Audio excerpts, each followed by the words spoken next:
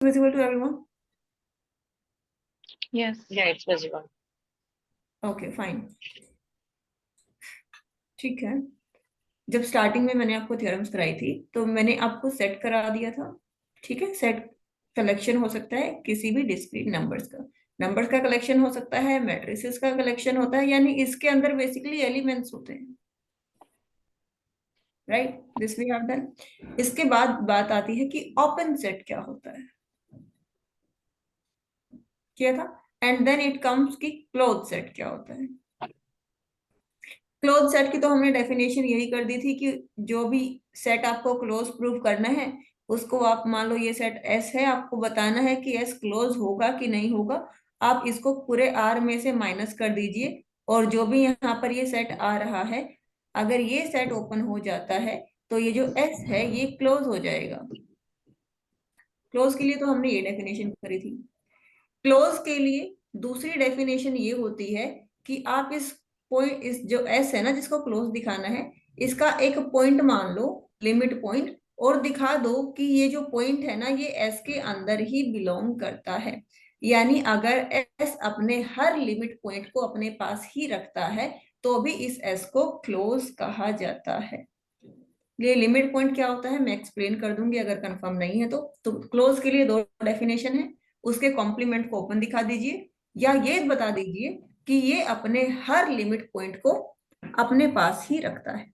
अगर आपको ऐसा कोई लिमिट पॉइंट मिल जाए जो सेट के अंदर नहीं जा रहा है तो वो सेट कभी भी क्लोज नहीं होगा। क्लोज सेट का लिमिट पॉइंट उसके अंदर ही रहेगा। लिमिट पॉइंट क्या होता है कि अगर फॉर एग्जाम्पल मैं आपको ये सेट दे रही हूँ 1, 1/2, 1/3, 1, ये एक सेट है। ठीक है, मुझे इसका लिमिट पॉइंट बताओ। तो लिमिट पॉइंट होता है जब आप आखिर तक जाओगे तो ये किसके नजदीक जा रहा है। रियल लाइन में देखो, यहाँ 0 है, यहाँ 1 है, 1 के बाद आ रहा है 1/2, उसके बाद 1/3, ये किसकी तरफ जा रहा है, can anyone tell me? Zero. Zero. तो इसका लिमिट हो गया 0। तो जब हम इनफिनिटी टर्म्स इसमें से ऐसे ऐसे देखते जाएंगे तो ये जो सेट था एस, इसकी लिमिट 0 की तरफ जा रही है। तो अगर ये 0 इसके अंदर नहीं है तो ये सेट क्लोज नहीं है। अगर यहाँ लास्ट में 0 लिखा हुआ है तो 0 अब इसके अंदर आ गया, अब ये क्लोज है। क्लोज की डेफिनेशन क्लियर है क्या? ये आप अगर पूछा जाए व्हाट इज क्लोज तो ये लिखेंगे थियोरी में। अगर थ्योरम में आ रहा है कि किसी सेट को क्लोज प्रूफ करो तो स्टेप ये होता है, let x be a limit point of the set. Now you have to proof कि जो एक्स जो आपने लिया है लिमिट पॉइंट वो आपके सेट के अंदर जा रहा है। जब आप ये प्रूफ कर देते हो तो आप उस सेट को क्लोज प्रूफ कर देते हो। ओपन सेट अगर कहा जाए कि किसी भी चीज को प्रूफ करो कि ओपन है, तो मान लो फिर से वही मैं ए ले रही हूं, आपको बताना है कि ए ओपन है ऐसा प्रूव करो। तो आपको क्या करना होता है, इस ए में से एक पॉइंट उठाना होता है। ठीक है, उस पॉइंट के आसपास आपकी बुक में रेक्टेंगल यूज किया हुआ है, बेसिकली उसके आसपास के पॉइंट उठाने होते हैं। अब आप इसमें से रेक्टेंगल कट कर लो या डिस्क कट कर लो या स्क्वायर कट कर लो, वो आपकी मर्जी है। आपकी बुक में रेक्टेंगल है तो मैं रेक्टेंगल वर्ड ही यूज कर लेती हूँ। कोई आप स्टैंडर्ड बुक पढ़ेंगे तो उसमें आपको डिस्क मिलेगा, 2D पढ़ेंगे तो उसमें आपको सर्कल मिलेगा, 1D पढ़ेंगे तो उसमें आपको इंटरवल मिलेगा। तो ये सिर्फ नाम अलग होते हैं, डायमेंशन के हिसाब से चेंज होते रहते हैं।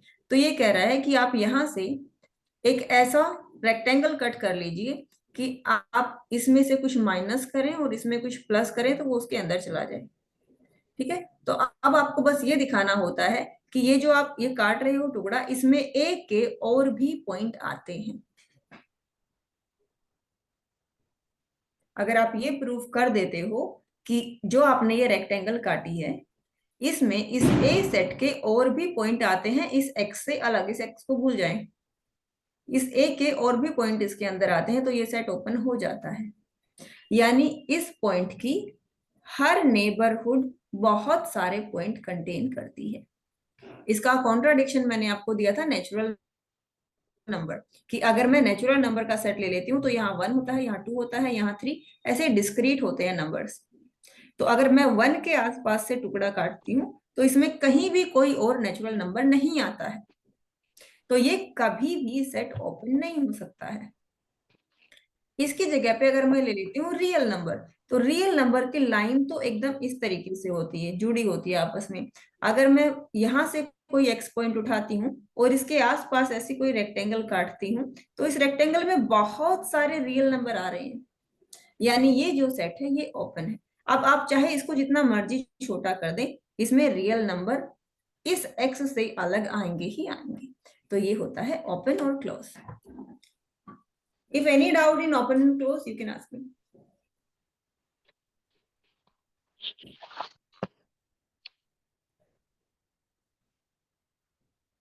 Hello?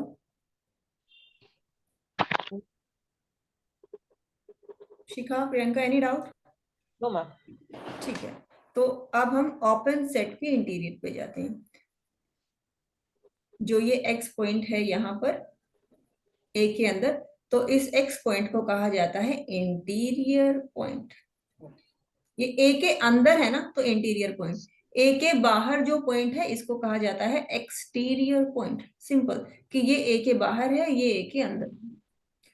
जिसके अंदर जितने भी आप पॉइंट ले लें, इन सब का आप इकट्ठा एक जगह पे रख दें, तो उसको हम ए इंटीरियर, ये इसको कहते हैं। ये ए इंटीरियर भी एक सेट है, इसमें सारे के सारे इंटीरियर पॉइंट आएंगे, इसको ए इंटीरियर कहा जाता है। ए इंटीरियर कलेक्शन है, ये सारे के सारे ए के एलिमेंट्स हैं, लेकिन ये खास तरीके के एलिमेंट हैं, ये सारे के सारे इंटीरियर एलिमेंट हैं। इंटीरियर यानी इनके आसपास से आप कोई भी बॉक्स काटेंगे तो उसमें ए के बहुत सारे पॉइंट्स आएंगे, और रिजल्ट ये है that A interior is open. A interior हमेशा ओपन होता है। So for interior, ma'am, we have this notation above A, small. Yes, A0, it means A interior, that's how we read it. Okay. और इसकी खास बात यह है कि ए इंटीरियर ओपन होता है। Do we need this proof और it's obvious? A interior is open. A interior में वो सारे पॉइंट्स हैं जो कि इंटीरियर पॉइंट है। अब बताओ कि ए इंटीरियर ओपन है, मान लो ये एक इंटीरियर है, इसको ओपन दिखाना है। ठीक है, तो यहां से एक सेल उठा लिया। ठीक है, इसको ओपन दिखाना है तो इसके आसपास से हमने इंटरवल काट लिया, इसको हम x माइनस एप्सिलॉन और x प्लस एप्सिलॉन कह देते हैं। अब आपको बस ये दिखाना है ना कि इस x minus epsilon x plus epsilon के अंदर ए इंटीरियर के बहुत सारे पॉइंट्स आते हैं। Yes. यहां से मैं कोई पॉइंट मान लेती हूँ, सोचो ये y, मुझे ये बताना है कि ये जो y पॉइंट है ना, ये ए इंटीरियर का पॉइंट है। तो y पॉइंट जब मैं इसके अंदर से उठा रही हूँ, y के आसपास अगर आप y minus epsilon y plus epsilon कुछ भी बनाओगे, ये उठा तो आप इस पूरे सेट के अंदर से ही रहे हो ना। इसके अंदर तो वही पॉइंट है जिनके आसपास इंटरवल बनती है। ठीक है, ये इस तरीके से हो गया कि आप मुंबई में जाओ और मुंबई में से जो हरियाणा के लोग हैं उनका एक सेट बना दो। ठीक है, तो ये पूरा मुंबई था, आप मुंबई गए और यहाँ मुंबई में जितने हरियाणा के लोग हैं उनका आपने एक सेट बना दिया, और इस सेट को हम इंटीरियर कह रहे हैं। तो ऐसा ही हम ए में गए और ए में से हमने ए इंटीरियर बना लिया, कोरेस्पॉन्डेंस बन रही है थोड़ी बहुत। Yes.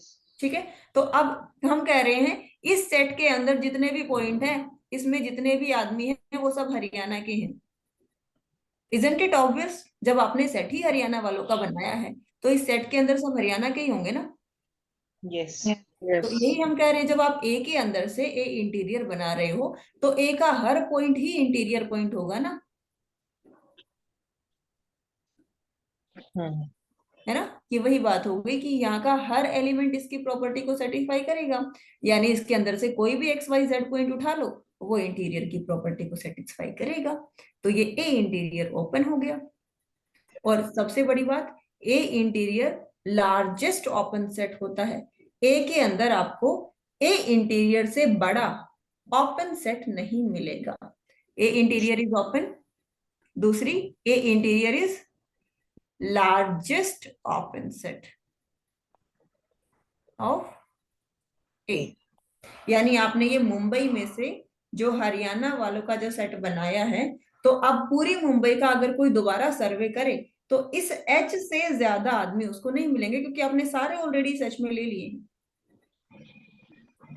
Okay. और ये हम कैसे प्रूव करेंगे कि ये लार्जेस्ट है? ये प्रूफ आपके सिलेबस में नहीं है, इसका प्रूफ बहुत लंबा हो जाएगा, 1.5-2 घंटा खा जाएगा। If you want I will give you the notes of it. Explanation चाहिए तो मैं वो रिकॉर्ड करके दूंगी, ठीक है? ये आपका उसमें आएगा, जब आप नेक्स्ट ईयर एनालिसिस करेंगे ना, उसमें आपका ये आएगा। यस यस यस, जब आप आर में पढ़ेंगे ना, आर में, तब आपका ये प्रूफ आएगा। आर एन में ये प्रूफ नहीं आता है। तो इसके आगे चलते हैं हम। इंटीरियर ओपन हो गया। अब इसका इंटीरियर का इंटीरियर दोबारा कर देंगे तो वो सेट दोबारा से आ जाता है जिसका इंटीरियर निकाला था। ये भी रिजल्ट है। इंटीरियर का इंटीरियर खुद के ही बराबर होता है। Is it okay? Yes. Yes. ये सिर्फ एक रिजल्ट है। अब आपके सिलेबस पे वापस आ जाते हैं।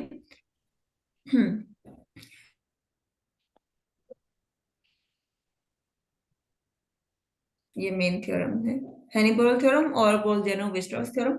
दो ही मेन थ्योरम रहती हैं आपके सिलेबस में, मैं दोनों खत्म कर देती हूँ। अच्छा, आर एन पे इनको समझने के लिए हमें आर पे समझना पड़ेगा। तो जब मैं आर पे एक्सप्लेन कर रही हूँ, please just try to understand it. You don't need the notes of it, you don't need to remember this. आपको सिर्फ आर एन वाले पे ध्यान रखना है, और इसका प्रूफ आपके एग्जाम में नहीं आएगा। हेने-बोरल थ्योरम, ठीक है? हेने-बोरल थ्योरम ये कहती है कि अगर आपके पास कोई सेट है और अगर ये सेट क्लोज है और साथ के साथ ये बाउंडेड भी है ना, ये तो Bolzano Weierstrass, I am sorry, that's the Bolzano Weierstrass theorem, not हेने-बोरल।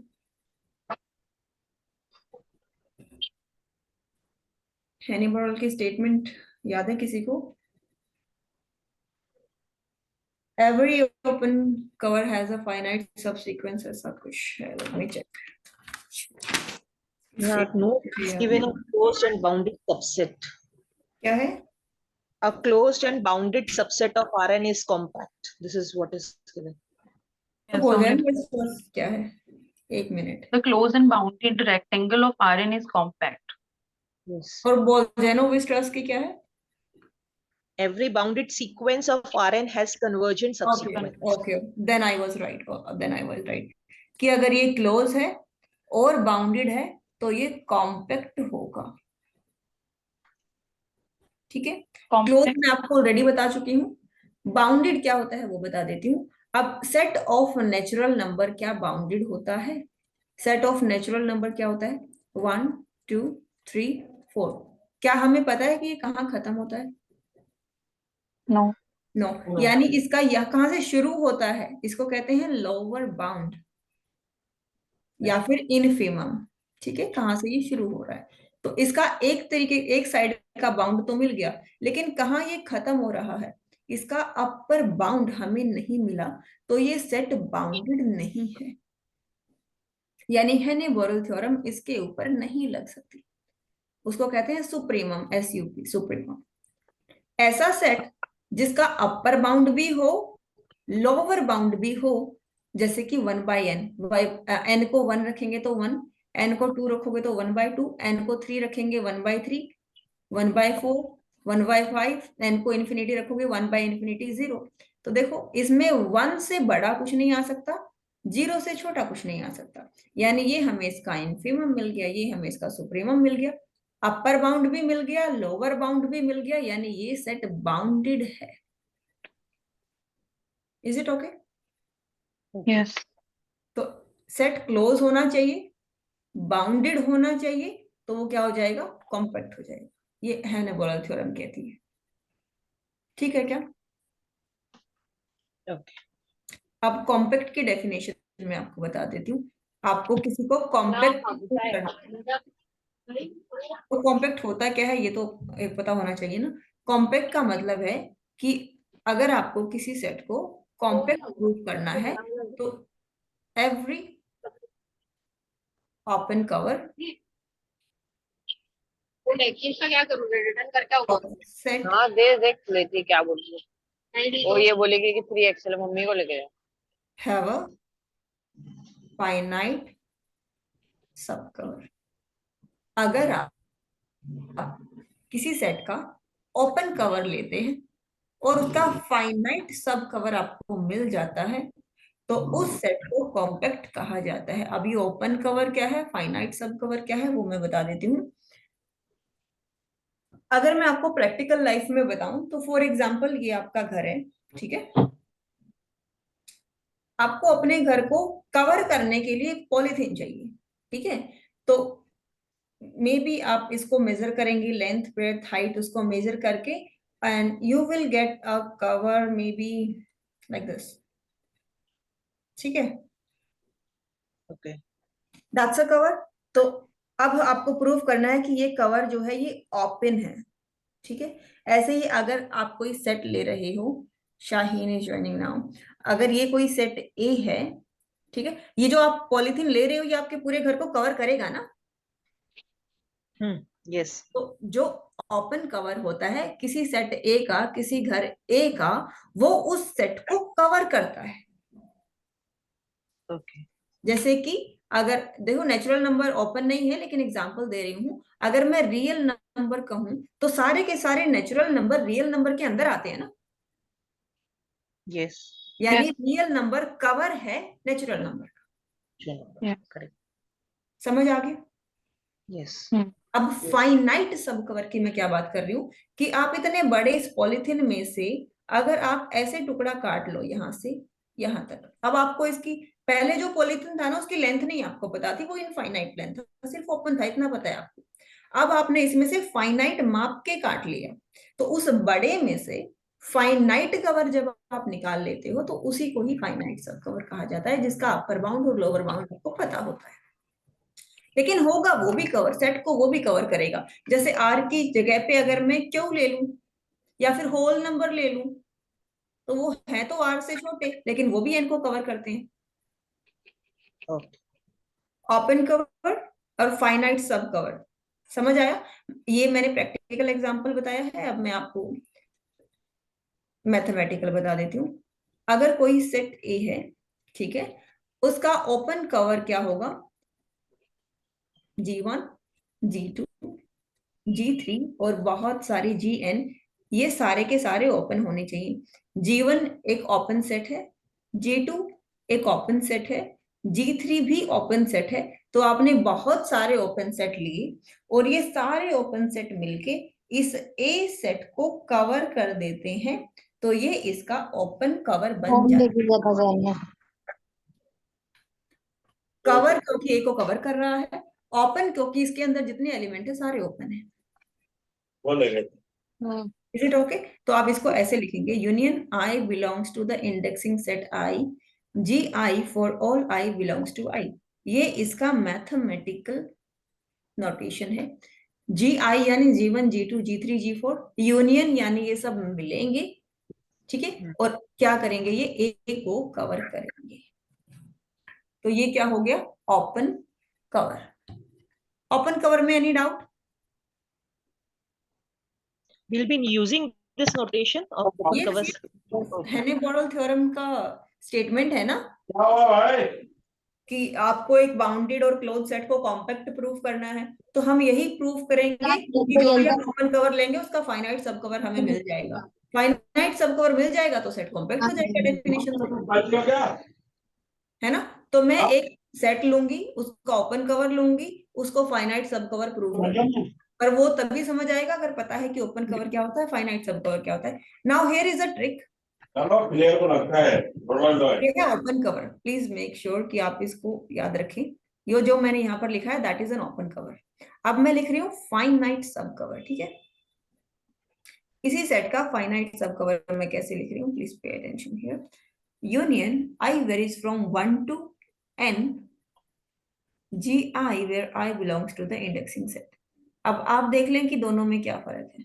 एक ओपन कवर की डेफिनेशन लिखी है मैंने, एक फाइनाइट सब कवर की डेफिनेशन लिखी है। Can anyone tell me what is difference in open cover and finite sub cover mathematical तरीके से लिखने में? Here we have written Finite the subcover is having boundary, upper bound and lower bound. Absolutely.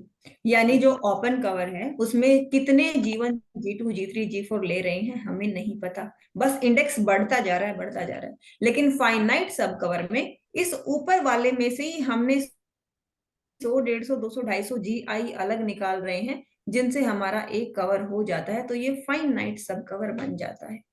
अगर आपको किसी भी set को compact दिखाना है तो आप उसका एक ओपन कवर मान लो, let this is the open cover of the set. Proof कर दो कि आपको एक फाइनाइट सब कवर मिल जाएगा। अगर आप ये प्रूफ कर देते हो तो डेफिनेशन कहती है ओपन कवर का फाइनाइट सब कवर मिल जाते ही सेट कॉम्पैक्ट हो जाता है। प्रूफ समझ आया? Yes. ठीक है, now let's come to the theorem.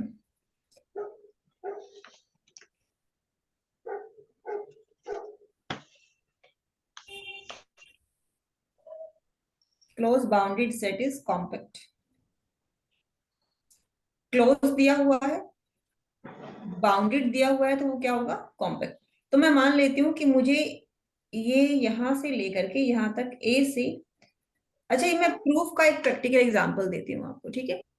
ये प्रूफ इस तरीके से है कि फॉर एग्जांपल ये कोई ए पॉलिटिशियन है, ये कोई बी पॉलिटिशियन है, और वोट देने वाले 40 लोग हैं, ठीक है?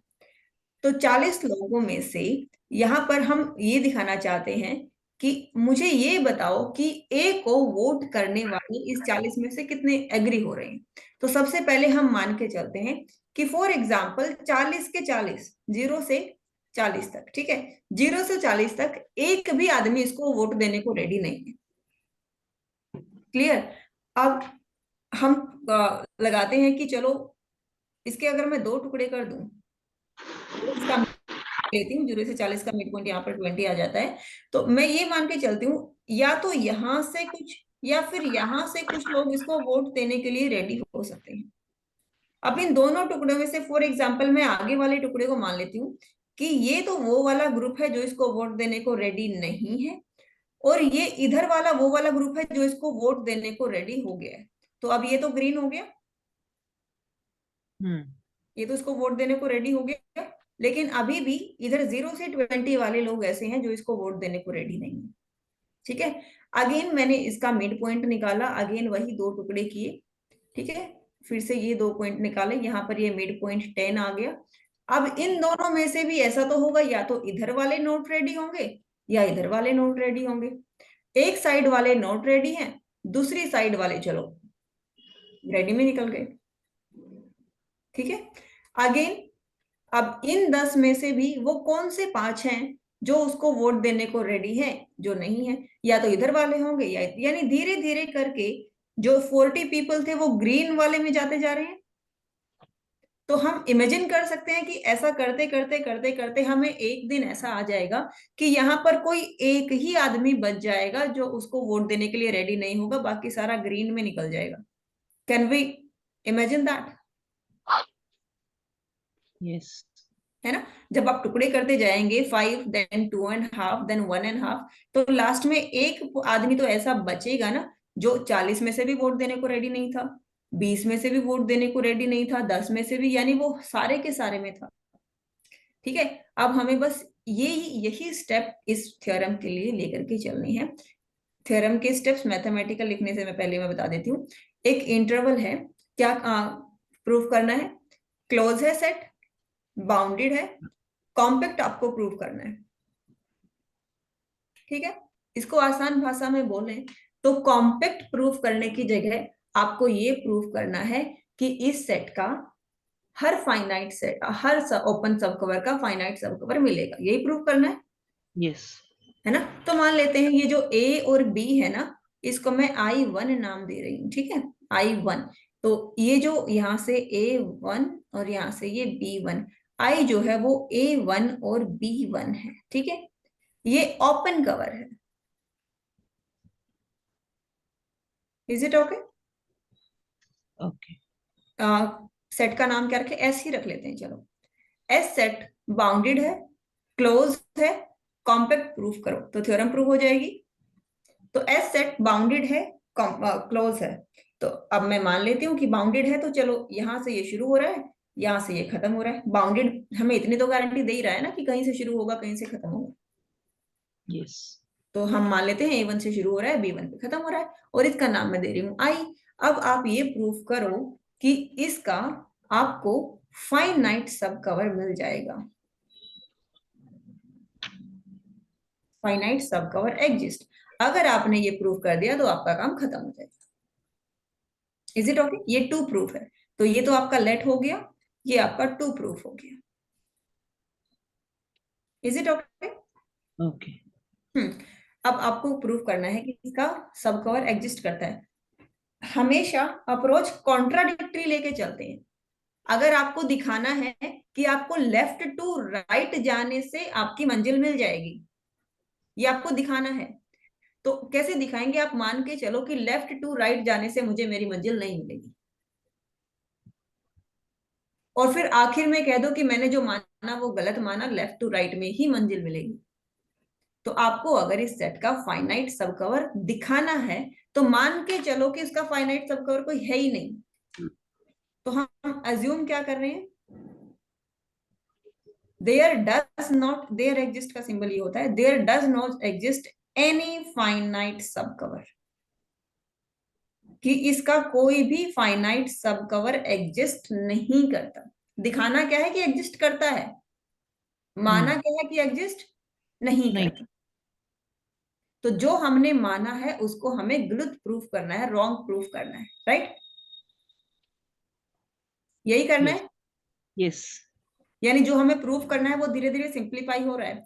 आपको क्लोज दिया हुआ था, क्लोज दिया हुआ था तो आपने उसको क्लोज A1 B1 बना लिया। उसका ओपन कवर I1 कह दिया। उसका फाइनाइट सब कवर प्रूफ करना है, मान लिया कि कोई फाइनाइट सब कवर नहीं है। चलो ठीक है, कोई फाइनाइट सब कवर नहीं है, तो मैं इसका टुकड़ा तो कर ही सकती हूँ, इनका मिड पॉइंट तो निकाल ही सकती हूँ। जैसे मैंने 40 का 20 किया था, तो मिड पॉइंट कैसे आएगा? A1 plus B1 divide by 2। ठीक है। अगर इस A1 से B1 तक कोई फाइनाइट सब कवर नहीं है, तो A1 से B1 में कोई तो चीज ऐसी होगी ना जिसकी वजह से फाइनाइट सब कवर नहीं बन रहा है। तो वो 40 लोग अगर उस एक को वोट देने को रेडी नहीं है, तो उन 40 में से कोई ना कोई इंसान तो ऐसा होगा ना जो सबको मना रहा है वोट ना देने के लिए, है ना? तो उस इंटरवल को आप A1 से A1 plus B1 divide by 2, ये एक इंटरवल बनती है, या फिर दूसरी इंटरवल क्या बनती है? A1 plus B1 divide by 2 comma B1। इन दोनों इंटरवल में से एक इंटरवल ऐसी जरूर है जिसका फाइनाइट सब कवर एग्जिस्ट नहीं करता है, तभी तो पूरी का एग्जिस्ट नहीं करता है ना? ओके। इसका नाम मैं I2 दे देती हूँ, I2। ठीक है। अब इसको A2 से B2 कह देती हूँ कि फॉर एग्जाम्पल अब मैं यहाँ पर A2 बना रही हूँ और यहाँ पर B2 बना रही हूँ, ये लो। अब मैं ये कह देती हूँ कि मान लो इस पूरे के पूरे का काम इसलिए खराब हो रहा है कि ये जो A2 B2 वाला टुकड़ा है ना, ये काम खराब कर रहा है। आगे वाला ठीक है, यानी ये आगे वाला ग्रीन में आ गया, यानी इधर तो फाइनाइट सब कवर एग्जिस्ट करता है, ये नहीं होने दे रहा। ठीक है। ओके। I1 एक पूरा इंटरवल था जिसका फाइनाइट सब कवर एग्जिस्ट नहीं करता था, उसके मैंने दो टुकड़े कर दिए कि चलो ये वाला खराब हिस्सा है, उस खराब वाले हिस्से को I2 नाम दे दिया कि इस I2 की वजह से फाइनाइट सब कवर नहीं बन रहा। यानी I2 क्या है? ये वो है जिसका finite sub cover not exist, वही है ना? यस। ठीक है। अब इसका फाइनाइट सब कवर एग्जिस्ट नहीं करता है, तो इस A2 B2 के टुकड़े कर दो, देखो किसकी वजह से नहीं बन रहा है। तो चलो इस A2 B2 के भी मैं टुकड़े कर देती हूँ, और मैं मान लेती हूँ कि अगर मैं यहां से टुकड़े कर रही हूँ तो ये A2 plus B2 divide by 2 होगा ना। तो इधर वाला तो बनने दे रहा है फाइनाइट सब कवर, ये इधर वाला नहीं बनने दे रहा। इसका नाम दे देती हूँ मैं A3 B3, कि इसकी वजह से काम खराब हो रहा है, ये फाइनाइट सब कवर नहीं बनने दे रहा। समझ आ रहा है? ओके।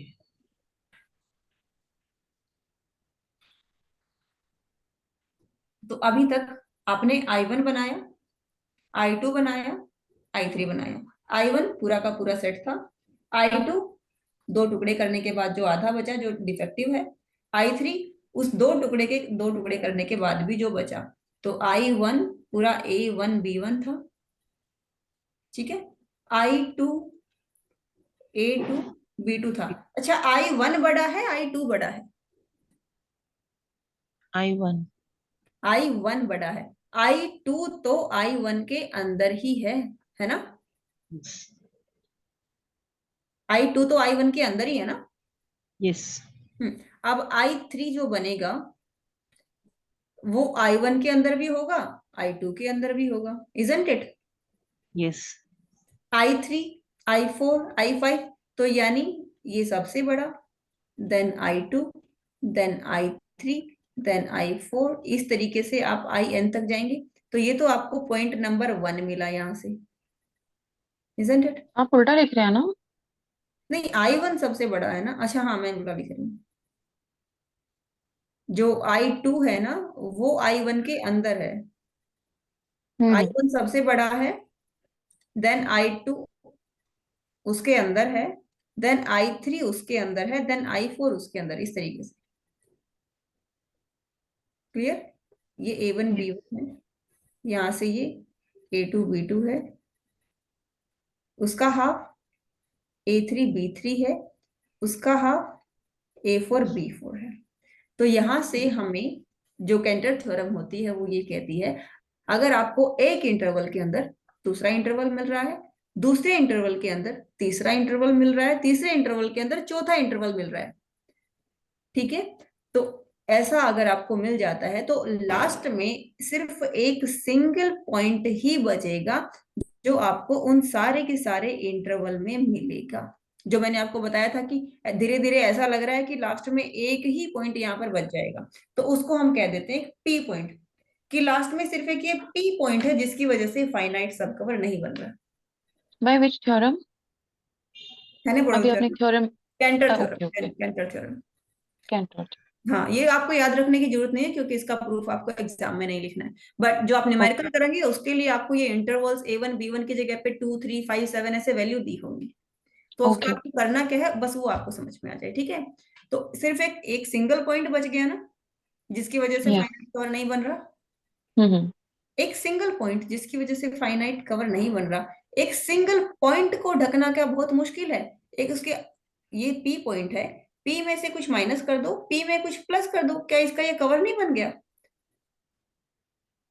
यस, है ना? और ये इंटरवल ऑब्वियसली ओपन इंटरवल है, हम्म, तो पी का तो हमें ओपन कवर मिल गया, और ये फाइनाइट भी है ऑब्वियसली, एक सिंगल पॉइंट ही तो है इसमें, एक सिंगल पॉइंट को ही ढकना है। आपको 1 मीटर के हाउस को ढकना है तो 5 मीटर का कवर ले लो, तो पी का तो हमें फाइनाइट कवर मिल गया। लेकिन हमारी तो सारी की सारी theorems I1 I2 I3 I4 वो कह रही थी कि हमें इसका फाइनाइट कवर मिलना ही नहीं चाहिए, तो जो हमने माना था वो गलत माना था, यानी एवरी ओपन इंटरवल का हमें फाइनाइट कवर मिल गया, यानी जो क्लोज सेट था वो कॉम्पैक्ट हो गया। Is it okay? ये प्रूफ मैंने आपको बताया एक सिंगल लाइन पे आर के ऊपर, ठीक है। आपके सिलेबस में है RN, R1 पे नहीं है, RN पे है। आर वाला समझ आया आपको? I just wanted to make a base. Open cover क्या होता है, फाइनाइट सब कवर क्या होता है, कॉम्पैक्ट सेट क्या होता है, और उसका फाइनाइट सब कवर कैसे एग्जिस्ट करता है। Any point, any doubt you can ask me. Hemal, you are late today, आपने बेसिक मिस कर दिया। हाँ एक्चुअली इसलिए थोड़ा ये हो रहा है। हाँ आई नो, कोई बात नहीं, आप रिकॉर्डिंग देखना एक बार, ठीक ठीक है, है। Then let me know. फिर भी मैं 2 मिनट का रिवीजन कर देती हूँ आपका, सो दैट कि आपको ये थ्योरम समझ में आ जाए। मैंने आज हेनेबोरल थ्योरम का प्रूफ कराया है, और उसके लिए दो चीजें यूज हो रही थी बार बार, ओपन कवर और फाइनाइट सब कवर, ओके ठीक है। ओपन कवर किसी भी सेट का वो होता है जो उस सेट को पूरी तरीके से ढक दे, right. That is an open cover. और इसको मैथ में ऐसे लिखा जाए, और ये जो ओपन कवर होगा ना इसके अंदर सारे के सारे ओपन सेट होने चाहिए, जैसे कि G1 G2 G3 G4 ये सारे मतलब ओपन होने उसके चाहिए। कोई भी पॉइंट क्या जो number of large number of ये होने चाहिए, पॉइंट्स मिलने चाहिए, हाँ, राइट? तो आपको बहुत सारे ओपन सेट लेने हैं, वो सारे के सारे ओपन सेट इस ए सेट को कवर कर देने चाहिए। ओके। ठीक है, तो इसको ओपन कवर कहा जाता है। लेकिन इस पूरे ओपन सेट में से अगर आप कुछ फाइनाइट छाट सकते हो, ठीक, मान लो 1.5 करोड़ लिया आपने ओपन सेट, वो ए को कवर कर रही है, लेकिन 1.5 करोड़ की जगह अगर आप इसमें से आधे सिर्फ 50,000 ले लो तो भी काम चल रहा है। फाइनाइट यानी गिन के अगर आप उठा लो तो I1 to N, ठीक है, तो ये तो होता ओके। है ओपन कवर और ये होता है finite sub cover. Okay, finite में तो फाइनाइट सब, फॉर अगर मोर देन हाँ, यानी ओपन अनकाउंटेबल में हमें तो पता ओपन नहीं मिले। कितने ओपन सेट उठाने उसको ढकने के लिए। फाइनाइट सब कवर में हमें पता है भाई हमें 50 चाहिए, 100 चाहिए, 150 चाहिए, बस ये फर्क ठीक है। है। ओके। और अगर किसी सेट का ओपन कवर आप मानते हो और उसमें से दिखा देते हो कि उसके फाइनाइट सब कवर से भी काम चल रहा है, तो उस सेट को कॉम्पैक्ट सेट कहा जाता है। ओपन माना, फाइनाइट सब कवर दिखा दिया, तो आपका जो जिसका भी आपने ओपन माना था वो सेट कॉम्पैक्ट हो जाता है। और यही हैनी-बोरेल थ्योरम आपसे मांगती है कि अगर कोई सेट क्लोज है, बाउंडेड है, तो वो कॉम्पैक्ट होगा। कॉम्पैक्ट दिखाने के लिए आपको ये दिखाना है कि उसके ओपन कवर का फाइनाइट सब कवर मिलेगा। तो यही हमने अभी प्रूफ किया। Okay, done. या थैंक यू। मैंने आपको नॉर्म कराया था। Can anyone tell me what's a norm? What is norm? Square root of sum of the square. itself, ये तो मैथमेटिकल था। वैसे नॉर्म क्या होता है मैथमेटिकली, मतलब अगर लैंग्वेज में बताना है तो नॉर्म डिस्टेंस होता है। Distance of any point from origin. हाँ, लेंथ होता है, Origin लेंथ point. को हम नॉर्म कहते हैं। ठीक है, अब आपका नेक्स्ट टॉपिक है transformation, norm of a transformation.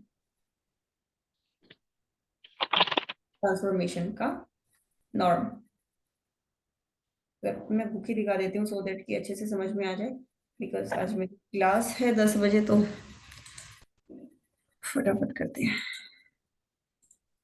मैं ये पीडीएफ में से दिखा रही हूँ, अगर ना क्लियर हो तो मुझे बताना, मैं बोर्ड पे कर दूंगी। ठीक है, मैम हैनी-बोरेल थ्योरम का आपने बताया कि प्रूफ नहीं पूछा जाता, उनमें एग्जांपल्स के लिए यूज होता है। हैनी-बोरेल थ्योरम का आपके सिलेबस में प्रूफ नहीं है, ओके। ओनली स्टेटमेंट है बस। आपको मैंने इसलिए हैनी-बोरेल थ्योरम का फिर आएगा ना कि क्लोज है और बाउंडेड है तो कॉम्पैक्ट होगा। हाँ। तो ये क्लोज हाँ। भी परेशान करेगा, बाउंडेड भी परेशान करेगा, कॉम्पैक्ट भी परेशान करेगा। फिर क्लोज और बाउंडेड से कॉम्पैक्ट, कॉम्पैक्ट दिखाना है भाई। मुझे मैंने कहा आपको अभी मुंबई जाना है, तो कैसे जाना है? मैप नहीं है, गाड़ी नहीं है, रेल नहीं है, कैसे जाएंगे? तो किसी को आपको कॉम्पैक्ट दिखाना है। कॉम्पैक्ट क्या होता है नहीं पता तो कैसे दिखाएंगे? समझ आया? इसलिए मैंने ये ओपन कवर और फाइनाइट सब कवर और ये मैंने आर में आपको बताया है, आर एन में नहीं बताया है। तो आपको जैसे क्वेश्चन आएंगे तो मैंने जैसे A1 गिवन लिया है तो आपको 0 to 1 दे देंगे कि बताओ कि 0 to 1 मैंने आपको बाउंडेड दे दिया, क्लोज दे दिया, 0 to 1 को कॉम्पैक्ट प्रूफ करो। तो आप 0 to 1 का कोई एक ओपन कवर लेंगे और उस ओपन और कवर उसका को फाइनाइट फाइनाइट सब सब कवर कवर ढूंढ बताएंगे। लेंगे। आपसे सीख गए आप मैथ लैंग्वेज। आरएन से मतलब रिलेटेड आप एक दो क्वेश्चन करा दी। हाँ, आरएन के लिए मैं आपको यहाँ पर सिर्फ हाँ स्टेटमेंट है तो इसलिए मैं वो कर रही थी। देखो, मुझे ये बताना था आपको, अगर नॉर्म आपको किसी ऑपरेटर का निकालना है तो क्या होता है। सबसे पहले तो मैं यही बता देती हूँ कि ऑपरेटर क्या होता है ना। ए और ए डैश, ठीक है। अगर आप एक सेट से किसी दूसरे सेट पे जाते हो, ठीक है, यानी फॉर एग्जाम्पल ये आपका घर है कि आपके फ्रेंड का घर है, अगर आप अपने घर से अपने फ्रेंड के घर जा रहे हो तो इस यहां से यहां तक इसको जाने को कहते हैं या तो मैप कह लो या फंक्शन कह लो, कि ए से बी पर ले जाने वाला रास्ता उसको या तो मैप कहा जाता है ए से बी पर, या फंक्शन कहा जाता है ए से बी पर। ठीक है, लेकिन अगर आप अपने घर से चल के कहीं घूम फिर के अपने ही घर वापस आ रहे हो तो इस तरीके के फंक्शन को फंक्शनल कहा जाता है। तो that is the difference between function and functional. Function is defined between two different sets. Functional is defined between from my on set to my set. खुद से खुद पर जो मैपिंग जाती है उसको फंक्शनल कहते हैं। एक सेट से दूसरे सेट पे जो मैप जाता है उसको फंक्शन कहते हैं। Is it okay? Yes. Okay. ठीक है। अब इसको लीनियर ट्रांसफॉर्मेशन कब कहा जाएगा? कि ए से बी तक जाने के बहुत सारे रास्ते हैं, ठीक है, लेकिन ये एक खास रास्ता है जो इस प्रॉपर्टी को सेटिस्फाई करता है। या तो आप इसको एक में रख दो, या फिर आप इसको ऐसे भी कह देते हो कि अगर इस रास्ते को मैं अल्फा प्लस बीटा पे लगाती हूं तो ये इसके बराबर आता है, और इसको अगर मैं किसी कांस्टेंट से मल्टीप्लाई करती हूँ तो ये कांस्टेंट बाहर आ जाता है। ये दो प्रॉपर्टी होती हैं, जैसे नॉर्म के लिए और बाकियों के लिए, वेक्टर स्पेस के लिए करी थी। तो अगर कोई भी टी, कोई भी रास्ता, कोई भी फंक्शन ये दो प्रॉपर्टी को सेटिस्फाई कर देता है तो उस फंक्शन को, उस रास्ते को, उस सड़क को खास तरीके की सड़क कहा जाता है लीनियर ट्रांसफॉर्मेशन। ठीक है, ये अल्फा बीटा कहां से आएंगे? इस ए में से आएंगे। टी ऑफ अल्फा, टी लगने के बाद यहां से T of alpha, T of beta आएंगे। कि आप अल्फा प्लस बीटा के ऊपर ये टी लगाएंगे तो T of alpha plus T of beta के बराबर आएगा। तो यही यहाँ पर लिखा हुआ है v और w। ये v है, ये w है, ये कोई दो वेक्टर स्पेस है, ठीक है। फील्ड r है, इतना ध्यान रखिएगा प्लीज। तो t कोई ऑपरेटर है, t is any operator v से w पर, तो इस t को लीनियर कहा जाएगा। अगर आप यहां से एक s ले लें और एक w उठा लें तो जो S V plus T W है वो S T of v plus T T of w। तो टी ऑफ w यहां पर आएगा, टी ऑफ w या फिर टी ऑफ s। टी लगने के बाद जो एलिमेंट है वो इधर है, नॉर्मल जो एलिमेंट है वो इधर है। तो ये वाली प्रॉपर्टी अगर कोई फॉलो कर देता है तो उसको ट्रांसफॉर्मेशन कहा जाता है। अब इस ट्रांसफॉर्मेशन की लंबाई हम कैसे निकालें कि यहां से यहां तक जाने में आपको कितना जाना पड़ा, उसकी क्या लेंथ हुई, क्या नॉर्म हुआ, क्या क्या लगता है कैसे मापे इसको? कि ए से बी तक जो ट्रांसफॉर्मेशन हमें लेकर के जा रही है और वो ट्रांसफॉर्मेशन इस प्रॉपर्टी को फॉलो भी कर रही है, तो मैं उसकी लंबाई कैसे निकालूं? एनीवन? अल्फा और टी अल्फा के बीच का डिस्टेंस। हाँ, उसके ट्रांसफॉर्मेशन का नॉर्म क्या होता है मैं ये बता देती हूँ। हो सकता है यहां से यहां भी कोई एक T1 हो जो इस प्रॉपर्टी को सेटिस्फाई कर रही हो सकता है यहां से यहां भी कोई और ट्रांसफॉर्मेशन हो जो इस प्रॉपर्टी को सेटिस्फाई कर रही हो, है ना। तो आप यहां से यहां तक जितनी भी ट्रांसफॉर्मेशन है T1, T2, T3, उन सब का सेट बना लो और उसमें से वो वाली ट्रांसफॉर्मेशन ढूंढो जो यहां से यहां तक सबसे कम डिस्टेंस पे है। यानी अगर आपको अपने घर से अपने फ्रेंड के घर पे जाना है, एक रास्ता 15 किलोमीटर का है, एक 10 किलोमीटर का है, एक पे ट्रैफिक बहुत ज्यादा है, एक शॉर्टकट है, तो आप कौन से जाएंगे?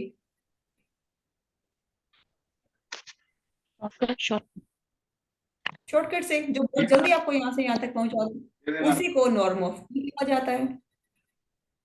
नॉर्म ऑफ टी की डेफिनेशन देख लो। Norm of T, T of V, T of V यानी जो आपको इधर लेकर के जाएगा जिसकी लंबाई एक से कम हो, ठीक है, उनका सुप्रीमम। सुप्रीमम और इन्फीमम मैंने आपको अभी अभी बताया था।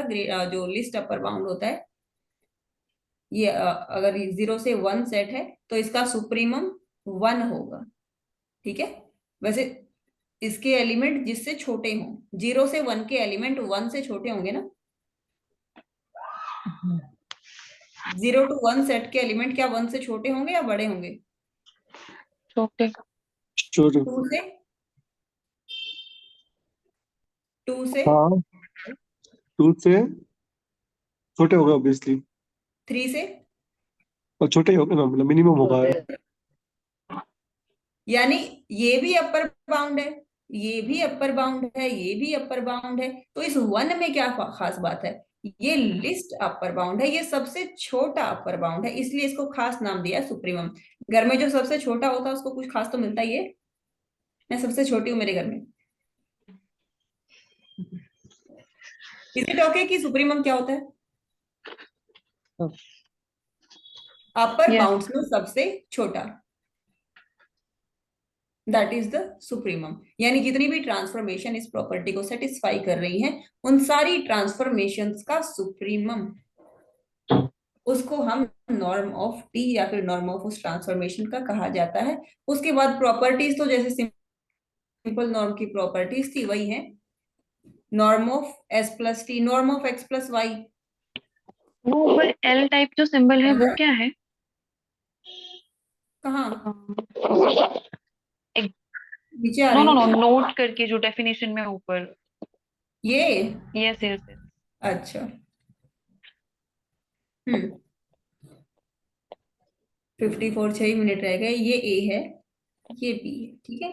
यहां से यहां तक जाने का ये है रोड नंबर 1, ये है road number 2, this is road number 3, this is road number 4। अगर मुझे एक ऐसा रूम बनाना है जहां पर ये सारे के सारे इनका रिकॉर्ड हो जाए, तो इसको मैं एक सेट नहीं कह सकती क्या? ये एक सेट बन गया, एल इसको नाम दे देती हूं मैं। इसमें R1 R2 R3 R4 ये सब है। तो ये R1 R2 R3 R4 क्या है? वो चीजें जो आपको ए से बी पे लेके जा रही है। तो ये जो LVW है, इसका मतलब है V से W पर जाने वाले सारे के सारे ट्रांसफॉर्मेशन का सेट। ओके ठीक है, the set of all transformation from V to W। V क्या है? Vector space. क्या है? वेक्टर स्पेस है। W क्या है? वेक्टर स्पेस है। फील्ड कौन है? R है। ये मैथमेटिकल टर्म समझ में आ रही? Vector space, field, yes yes that's wonderful. Then ये L समझ आ गया क्या है? LVW। Yes. यस। ठीक है, तो ये इसकी प्रॉपर्टीज हैं कि अगर आप S प्लस टी पे नॉर्म लगाएंगे तो ये लेस देन नॉर्मल, जो नॉर्म की प्रॉपर्टी एलिमेंट के ऊपर करी थी वो भी यही थी ना, उनका मैंने आपको प्रूफ भी कराया था, अगर याद है तो आपको। ये रही, इज इट ओके? ये एलिमेंट पे लगाई थी, देखो एक्स वाई जेड कोई एलिमेंट था। अब हम एलिमेंट पे नहीं लगा रहे हैं, ट्रांसफॉर्मेशन पे लगा रहे हैं। ट्रांसफॉर्मेशन क्या है उसकी डेफिनेशन हमने देखी ली है। तो अगेन बस ये सेम प्रॉपर्टी ही है। अच्छा, ये ROS क्या है ये बताए क्या? नो ठीक है, यहां से कोई एलिमेंट लिया मैंने एक्स, ठीक है। अब यहां से जाने का एक रास्ता R है, एक रास्ता S है B पर जाने के लिए, ठीक है। तो ROS का मतलब है R bracket S bracket X। यानी मैं यहां से शुरू होऊंगा और पहले मैं S रास्ते से जाऊंगा, ठीक है। तो ये आ गया, और उसके बाद मैं R रास्ते से जाऊंगा। पहले S रास्ते से जाऊंगा फिर R रास्ते से जाऊंगा। तो R of S of this A element, इसको ऐसे पढ़ा जाएगा। और अगर मैं ऐसे कह दूं SOR, यानी S ब्रैकेट R ब्रैकेट जिस भी एलिमेंट के ऊपर ये लगेगा, यानी A एलिमेंट के ऊपर पहले तो R ट्रांसफॉर्मेशन लगेगी, उसके बाद S ट्रांसफॉर्मेशन लगेगी। मैं आपको करके बता देती हूँ। R एक ट्रांसफॉर्मेशन है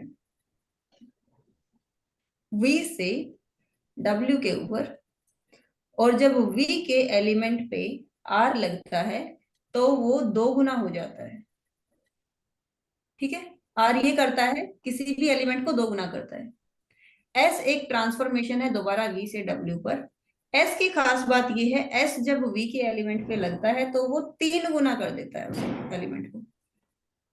अब मैं आपको एक एलिमेंट दे रही हूं और वो एलिमेंट है 5। 5 के ऊपर मुझे ROS लगा के बताएं। तो R ब्रैकेट S ब्रैकेट किसके ऊपर लगानी है ना? 5 के ऊपर लगानी है ना। तो 5 के ऊपर पहले S लगाएं, क्या आएगा? 15. 15। और 15 के ऊपर अब R लगाएं, क्या आएगा? 30. 30। अब उल्टा करते हैं, अब SOR निकालते हैं। S ब्रैकेट R ब्रैकेट किस पे लगाना है? 5 पे। तो 5 के ऊपर R लगाएं, क्या आएगा? 10. 10। अब 10 के ऊपर S 30 लगाएं, क्या आएगा? 30. समझ आ गया क्या होता है ये? Yes. तो यही बात कर रहे हैं कि जब आप R कंपोजिशन, इसको कंपोजिशन पढ़ा जाता है, आर कंपोजिशन एस अगर आप किसी पे लगाएंगे तो वो सिंपल आर और सिंपल एस का प्रोडक्ट लगाने से छोटा आएगा, ठीक है।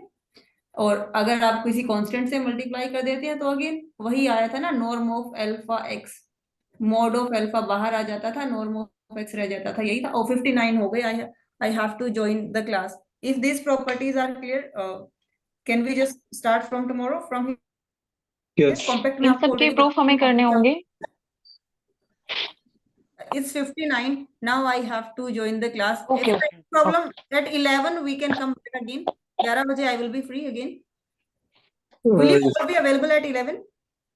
I mean, let's keep it like tomorrow only. tomorrow. Sure. Yes, yes, तो tomorrow. कॉम्पैक्ट में आपको बता चुकी हूँ, इस नोटेशन से घबराने की जरूरत नहीं है। दिस वन, इसका सिर्फ मतलब है कलेक्शन, ठीक है। आप इसको यूनियन ऑफ जीआई करके ऐसे लिखें, तो ये नोटेशन कुछ भी नहीं है, इसका मतलब सिर्फ एक कलेक्शन है कि ये एक कलेक्शन है, तो आप इसको ए नाम दे दो। If A is a collection of open interval, ठीक है। कोई Okay. स्टैंडर्ड नोटेशन नहीं है, आप इसको एग्जाम में ए बी सी लिख दोगे तो चलेगा। Is it okay? Okay. Okay. Yeah. Open cover मैं आपको बता चुकी हूँ। कॉम्पैक्ट क्या होता है ये भी मैंने आपको बता दिया। इसके आगे हेनी-बोरेल थ्योरम, इसका मैं विद प्रूफ आपको ये करवा चुकी हूँ। हेनी-बोरेल थ्योरम की देखो सिर्फ स्टेटमेंट लिखी हुई है, क्लोज एंड बाउंडेड है तो वो कॉम्पैक्ट होगा। तो क्लोज क्या है, बाउंडेड क्या है, और कॉम्पैक्ट के लिए फाइनाइट कवर लेकर, ओपन कवर लेके उसका फाइनाइट सब कवर दिखाना है। उसके बाद बोल्जानो पे हम आ जाते हैं, बोल्जानो से कल स्टार्ट करते हैं, ठीक है। और इसके जो एग्जाम्पल्स हैं, बोल्जानो करवाने के बाद मैं सिर्फ और सिर्फ आपकी जो न्यूमेरिकल प्रैक्टिस है वो करवाऊंगी theorem. Then in next class में आई विल ट्राई की unit will be completed. 4 classes 1 unit. 5th class doubt clear session रख लेंगे, ठीक है। Okay. ठीक है। Thank you everyone and I am sorry, Thank actually मुझे 1 ही घंटे की क्लास दे सकती थी आज मैं, मेरी class actually. No worries, no worries. Thank you so much. Thank Okay. you.